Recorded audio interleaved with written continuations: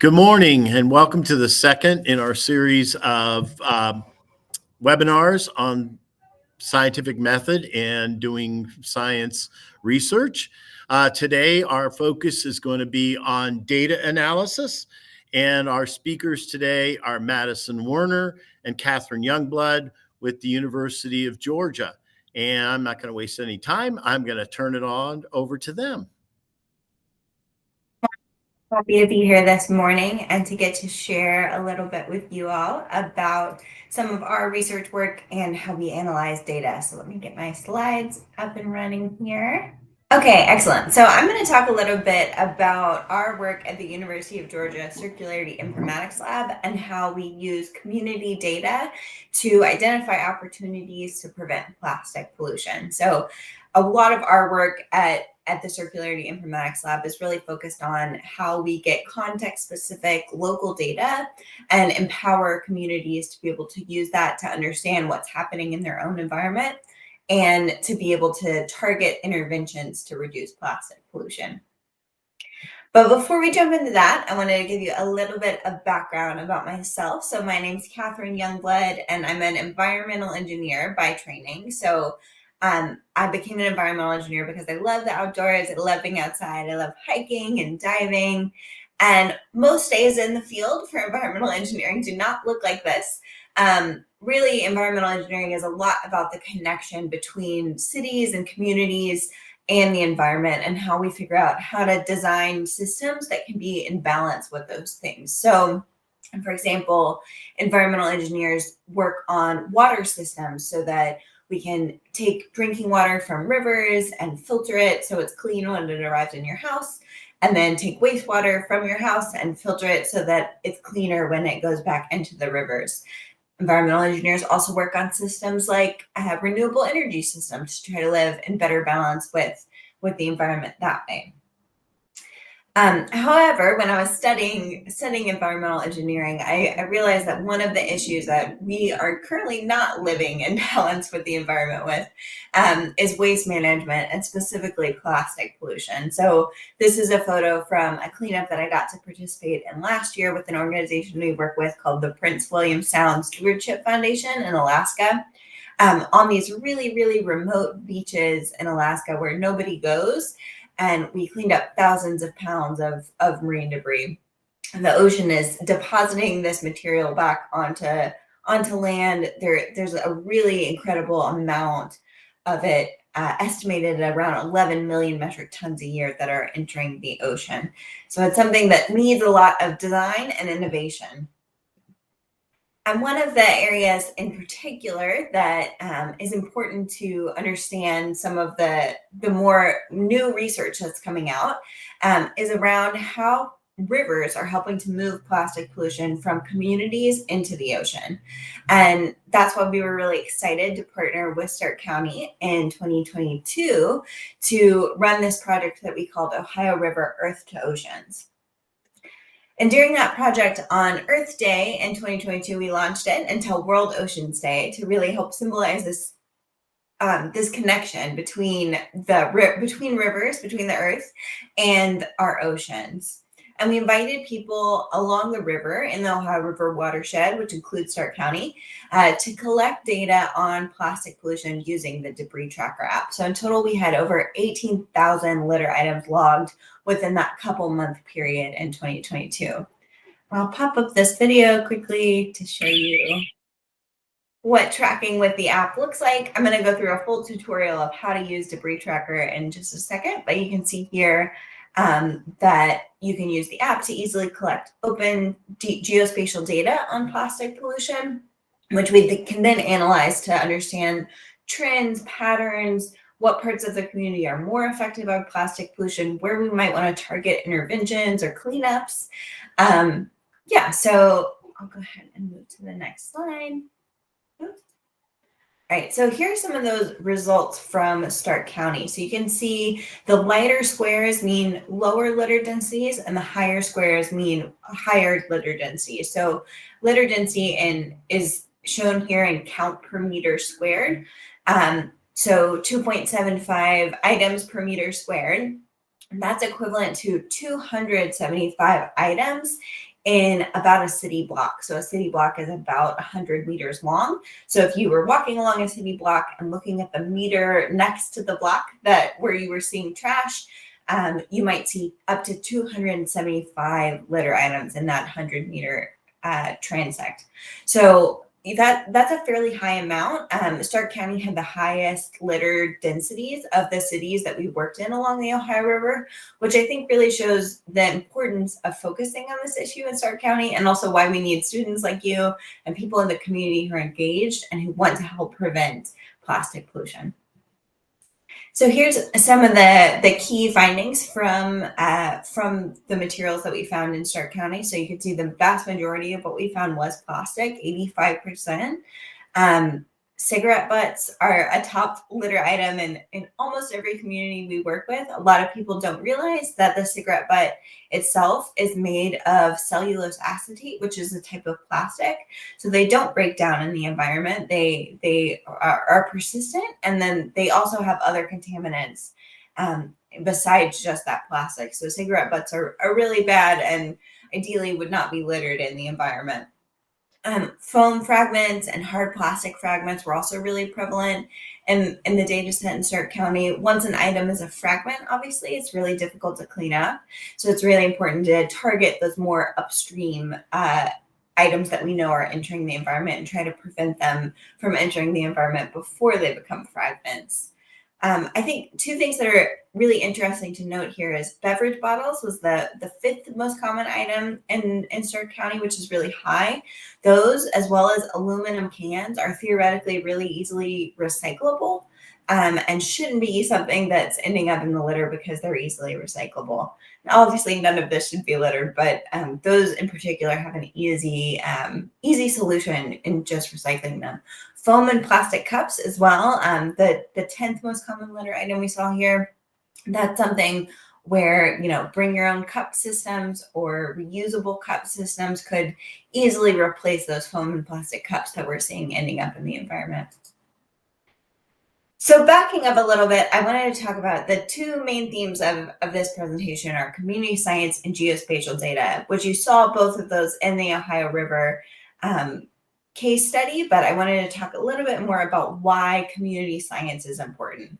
So community science is basically science that involves regular people. So science that involves the community, involves volunteers, involves people who are engaged in the issue in actually collecting the data and then deciding what to do with it as well. So it's a really kind of new revolution of science, right? Instead of scientists coming in and telling communities what they should do and what their problems are, you can design a project with the community, implement it with the community, actually being involved in the process of the data collection, and then also have the community involved in the process of analysis as well. And this is a really kind of key framing around a lot of the work that we do at the University of Georgia in our lab, but also for Debris Tracker as well. So Debris Tracker started out as a citizen science project in 2010, so it's been around quite a while. And for plastic pollution especially, the amount of plastic pollution that we have globally is something that would be impossible for researchers and scientists to track on their own. We really need that global scale involvement from different groups, from different volunteers, from different people all around the world to be able to understand the scale of the problem and where items are showing up, and to be able to understand trends in what items are problematic and what we're seeing in the environment. So this is a snapshot of the data collected on Debris Tracker in 1 year. In total, we have 8 million items logged in the database. So really a really global, widespread database that shows, what's happening around the world on plastic pollution. However, because this is opportunistic data, the amount of data that we need to actually model off of this data is really, really high. So because we're not, forcing people to follow a specific method, we're just having people track when they have the opportunity. There is more error in the data set that way. And so therefore you need a lot more data to be able to generalize from it. So we're still hoping to build and expand this data set moving forward. So I'm going to walk through a little bit of a tutorial of how to use Debris Tracker in case you're interested in using it for some of your own projects for better understanding litter in Stark County. So this is the first page once you log into the app. If you haven't logged in before, you'll have to create an account with an email address. And then you'll see this front screen where you can choose an organization. We have lots of different organizations in the app. A lot of them follow different tracking methodologies. Some of them are in different languages. They're for different organizations that are researching tobacco litter in California or collecting data on beaches in Greece or in national parks in Africa. So we have a really broad range of users that are using the app. But this organization specifically, which is called the United States Rivers List, we put together for this Ohio River project. So it's based on some existing methodologies that we then got feedback from people who are collecting data along rivers in the US on what other items they're commonly seeing and added those into the list as well. So this United States Rivers List, you can click that, and then it will pull up this list of items. So the list is organized by material type, and then there's also this favorite item section that I'll talk about in just a second on how you can create that as well. So you can see here's this collapse all, and then you can see all the material types here. I do recommend before you go on a track, taking the time to read through so you know what all of the items are in the list. However, I think the easiest way to find items is to use the search feature. So up here at the top, you can type in the item and then the list of results will pop up here. And all you have to do to create a point, so to create that geospatial data of where that item is, at what time, is use this add button. So this add button you'll see the items then show up in this manage items tab here. You can also change the number of items. You can use this plus or minus. So if you see like 10 cigarette butts in one little spot, you can log all 10 at once instead of pressing the add button 10 times. I want to go back to the favorites really quickly. So if this favorites is an awesome customizable way to be able to kind of pin items to the top of your list that you're seeing a lot. So for example, cigarette butts, bottle caps, fragments, those often end up at the top of my favorites list. So if you hold down the add button and long press it, it will pin that item to your favorites list. So it's at the top of the app and you can access it easily. And you can remove items from that favorites list as well by also long pressing it. So it's a nice way to kind of set up a customizable top item so that you can quickly log what you're seeing. Under manage items, if you click on this, you'll see this screen that shows a map of where you've collected the items, and then what you're finding. If you accidentally logged something, you can remove it here. And then there's also a survey that has a few different options here, asking if you're collecting litter on land or in the river. Were you following the transect method or not? And then how long you spent tracking and how many people helped you track. You can also upload images if that's something that's of interest to you. You don't have to, but we do tell people to generally upload photos of anything interesting they found or overview photos of what they picked up. Yeah, so this is also a screenshot of our database, which I'm going to talk a little bit more about, but this QR code here will take you to that database. So all of the data logged in the app is publicly accessible. So all of it is publicly available. We've got some filters on there where you can view top items and material types. You can also draw a box around an area of interest to kind of clip the data set so you're only seeing data for that area of interest. So it's a really great way to be able to do some quick on-the-fly geospatial data analysis to see what kind of litter items are showing up in your own local community. But from there, I'm going to talk a little bit more about geospatial data.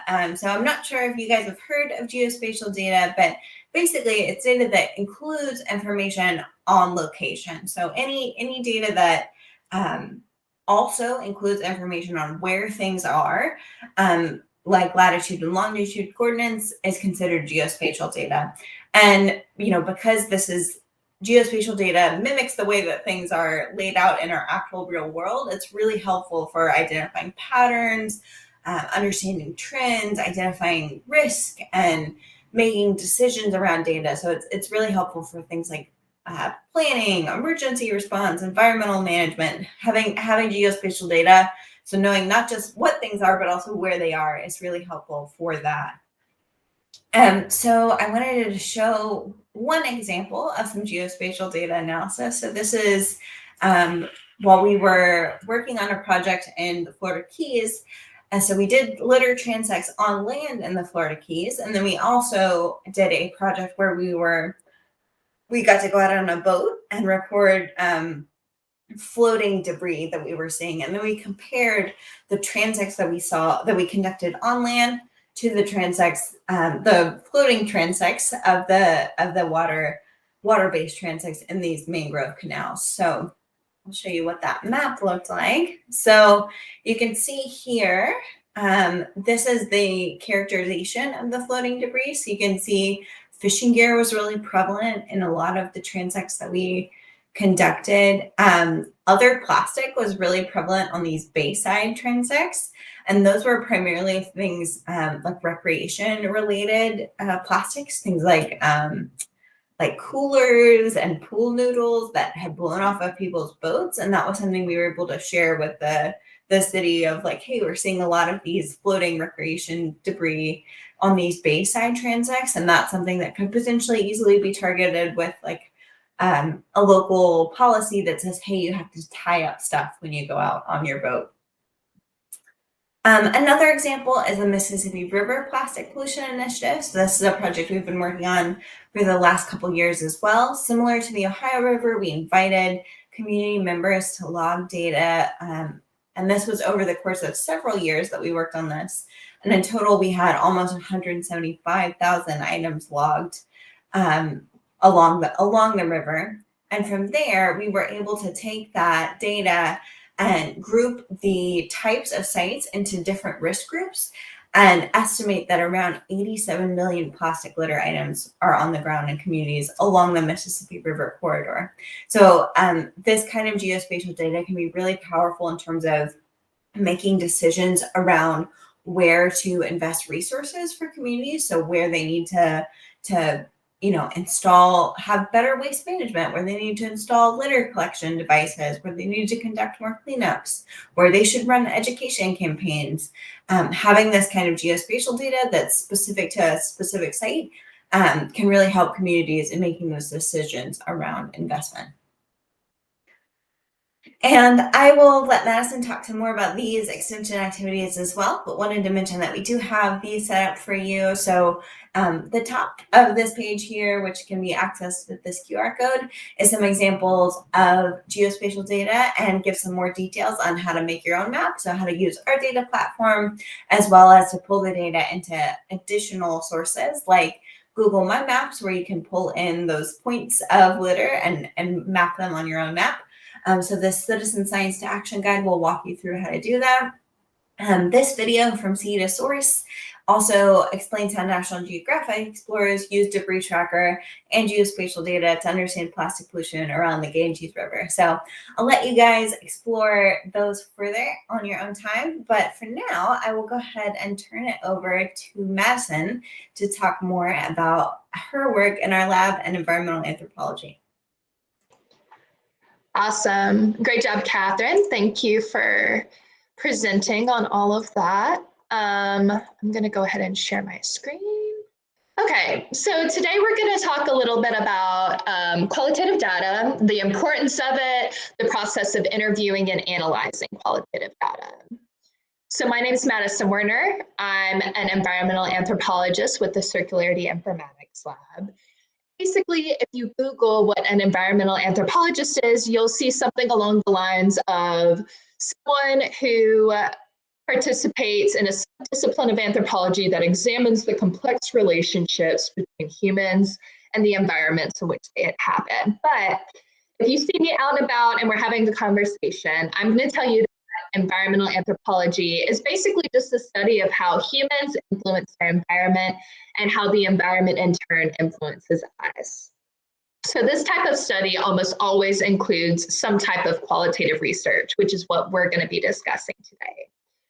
Qualitative research, the technical definition is just the process of collecting, analyzing, and interpreting non-numerical data, such as language. But again, if you see me out and about, I'm going to tell you a more accessible definition is basically we just talk to people about their lives, their beliefs, what they value, what they love, and what they hate. So an important thing to note about qualitative research is that it is not less important or more important than quantitative research. And quantitative research is basically just numbers, quantifying through numbers. So one way you can think of it is quantitative is quantifying through numbers, while qualitative qualifies, meaning it adds texture and it adds some nuance to the numerical research that we put together. So some examples of qualitative research methods, these are only a few. There's a lot of them. The first is semi-structured interviews with community experts, which is what we're going to be talking about today. We also have oral histories, which is the process of usually speaking to an elder in your community about their life history, what things were like growing up, how things have changed, and what they experienced throughout their life. And then finally, we have ethnography, which is the process of living in a place for an extended period of time, knowing the local language, and participating in the daily activities of people within that community. And we'll come back to all of this with some extension activities at the end. But before we get into that, I just kind of wanted to talk about my background and how I ended up doing environmental anthropology, just because you don't usually see a lot of environmental anthropologists at career day. So I figured I could give some background.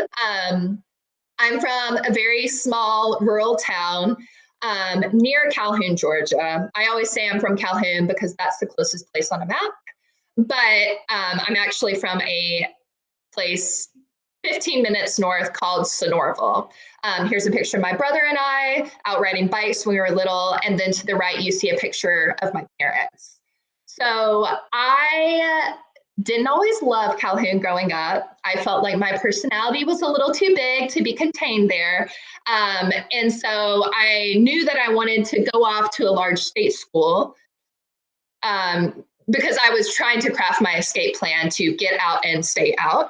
Now I love my hometown. I go back and visit. My brother now is married and has a child, and I get to see my parents be grandparents. And so I definitely have a better relationship, but that's because I was able to leave.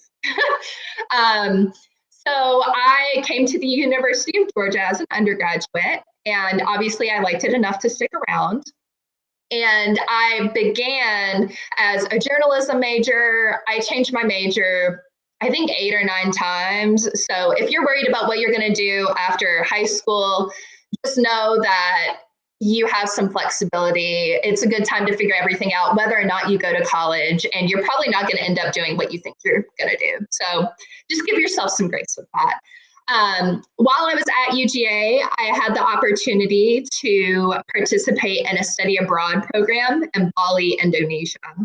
And I actually stayed after and helped a professor with research. So while we were there, we worked with a local activist group called Tolak Reklamasi. And they were basically rallying around a lot of the negative things that were happening with the tourism industry there. So a lot of local people, indigenous people, were getting displaced by large resorts that were coming to the island. There was an increase in pollution. There was a lot of tourists coming there and kind of infringing on very important cultural and religious practices and cultural and religious lands.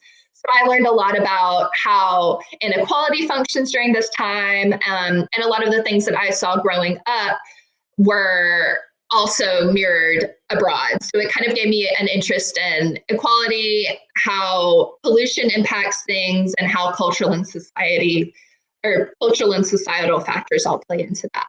So After that, I came back to the US. I ended up meeting Jenna. Here's a picture of us in the middle. And I started out as an undergraduate researcher, and then I became a graduate researcher with the CIL.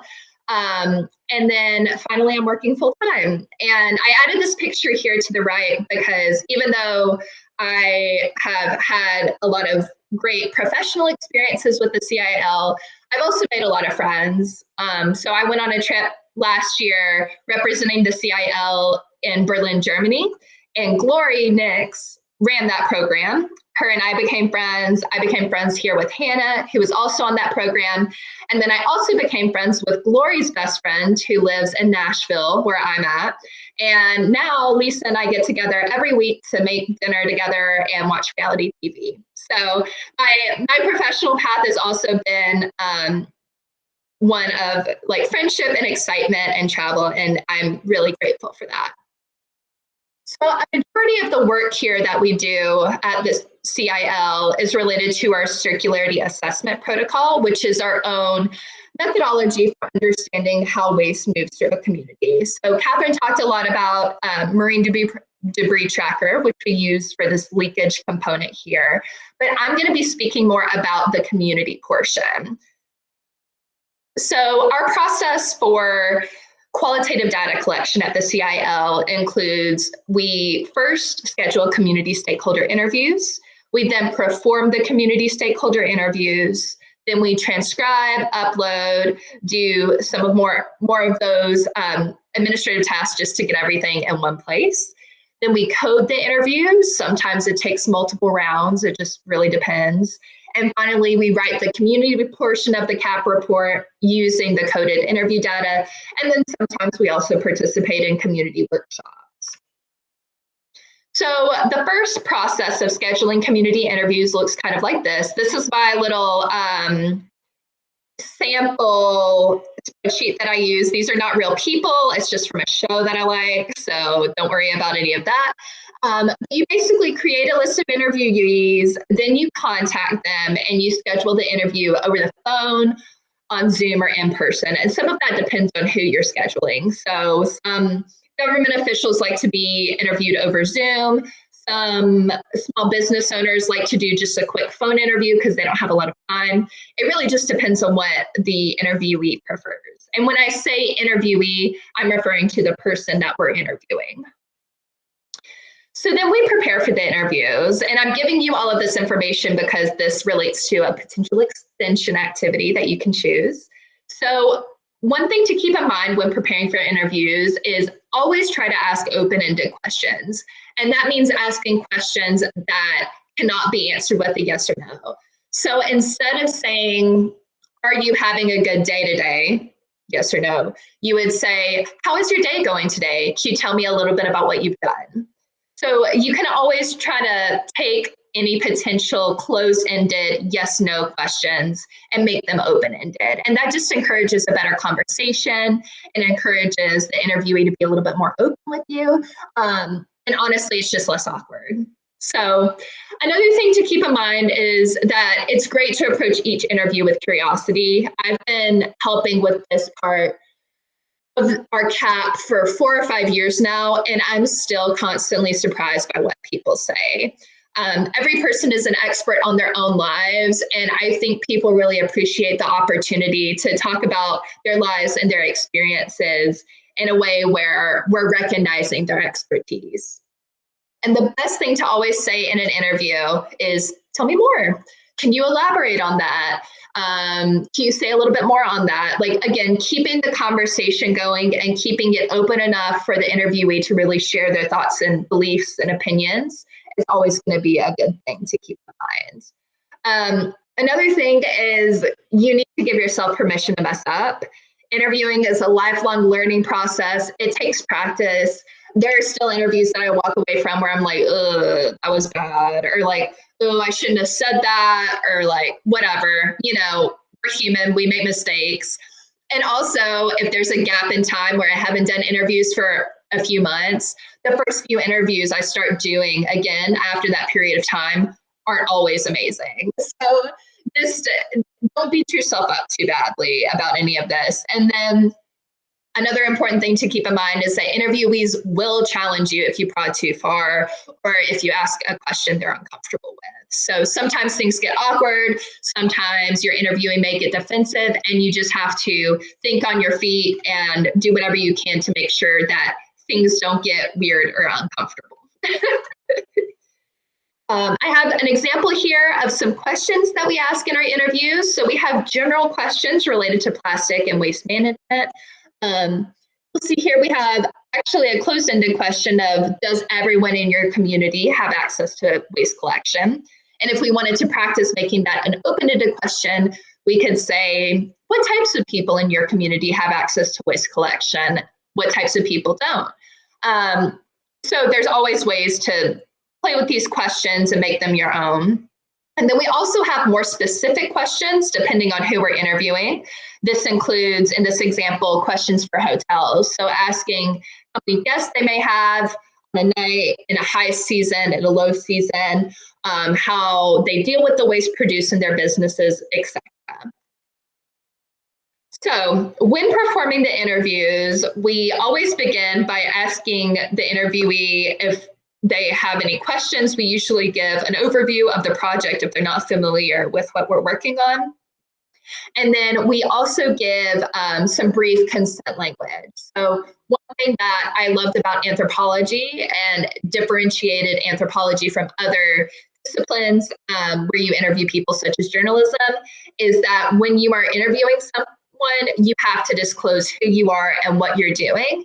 And there is an active consent process involved in that. So this looks like us making sure that our interviewees are aware that they can end the interview at any time. They can not answer whatever questions they don't want to answer. And they have the right to ask us questions and vocalize if they're uncomfortable at any given point.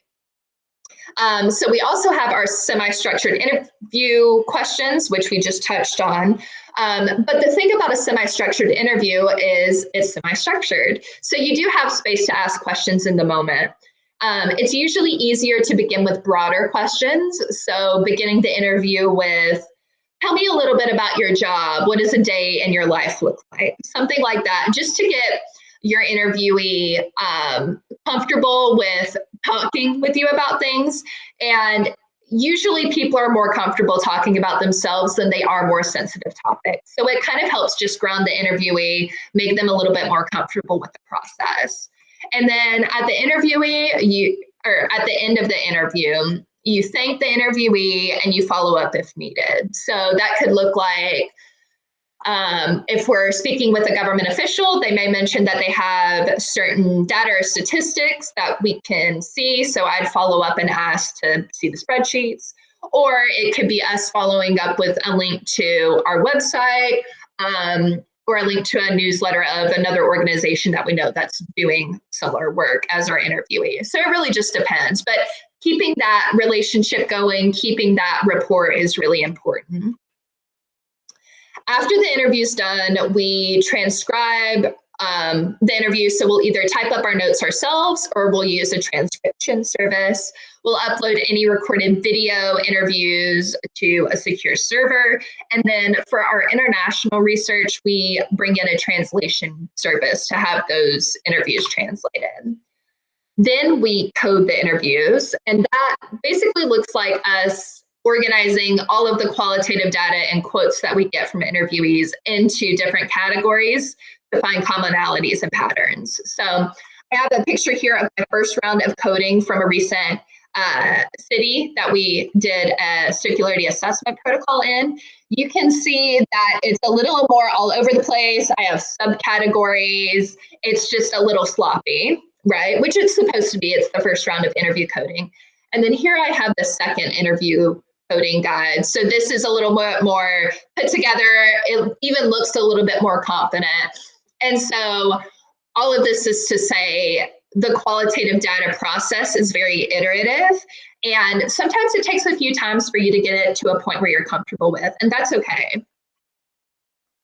And finally, we use all of the qualitative data that we just coded to write the community section of the CAP report and to create any other different types of deliverables such as slide decks or community presentations such as this one that we want to use the data for. So we use all of those codes basically to weave together a narrative, and we select the relevant quotes to go throughout the rest of the report. So if someone says something about an illegal dumping site, then we'll put that in the end of cycle section. If someone puts something about what they believe people in their community are aware of in terms of plastic pollution, then we'll put that in community. It really just depends. And we're very into making sure that all of our quantitative numerical data is backed up with qualitative data. So this is a good way to ensure that that happens. And then finally, we provide suggestions based on our own expertise and also on what the interviewee said. So again, going back to the idea that all interviewees are experts on their own lives, they're also experts on their own community. And a lot of the suggestions that they have for improving waste management, decreasing pollution, increasing community engagement, all of those are amazing ideas, and we always try to highlight that. So that's it. Here's the QR code, which is the same one that Kathryn had earlier for the extension activities, and we'll be sending this out after the presentation so you can access it again. So that extension activities we put together for qualitative data is creating your own semi-structured interview list and doing your own semi-structured interviews. Same thing with oral histories, creating your own oral history list and conducting your own oral history. And then for ethnography, we have an activity where you bring a journal with you everywhere and you write everything that you see, everything that you feel, everything that you touch, because one of the most important skills for ethnography is writing everything down. So that's it for me. Okay. Thank you, Madison and Kathryn, for the excellent presentations today. I would also like to, at this time, thank the Herbert W. Hoover Foundation for funding this whole project and a number of the other projects we've done. Like I said, they actually funded the first project we did with University of Georgia as well. And also, thank you for viewing this webinar. The information for the extension activities will be linked when we get this up on our YouTube channel.